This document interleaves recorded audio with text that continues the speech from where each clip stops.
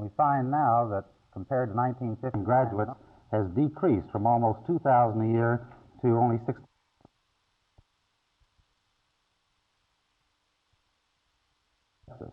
We aim to do this through a plan that we call Metrotech.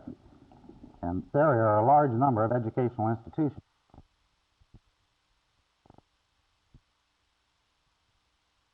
The whole point to the proposal for a Metrotech, or a Metropolitan Institute of Technology, is to take education to the students rather than making the students come to the educational campus. Typically, engineering students do not come from wealthy families, and it's difficult for them to afford a private school tuition or on-campus living, even at a state institution.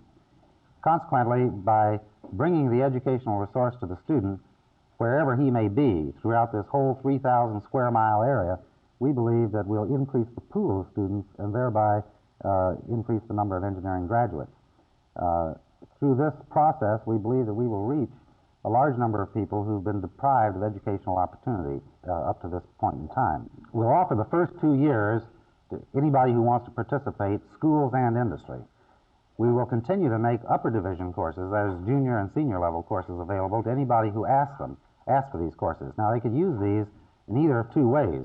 The student could continue working for an engineering degree while in residence at some school that ordinarily doesn't offer such degree, or they could use these courses to enrich their present course offerings in mathematics and applied physics and areas such as that.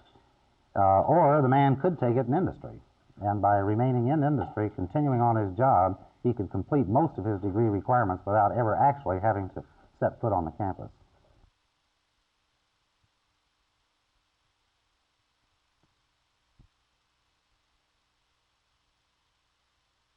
The Coordinating Board of Colleges and Universities will listen to several proposals Monday relating to higher education institutions here in the North Texas area. The hearing is brought on by the board's own staff's proposal to take the Arlington campus of the University of Texas from under the UT Regents and put it under a new board which also would administer North Texas State and Texas Women's University, both at Denton, and a new junior-senior year institution to be created at Dallas. The idea further proposed to limit the size and scope of the institution here at Arlington. Dallas, Fort Worth, Arlington, and the University of Texas are all in just about complete agreement on what should be done, and they will outline this at Monday's hearing. We are given a preview by Arlington Mayor Tommy Vandergrift.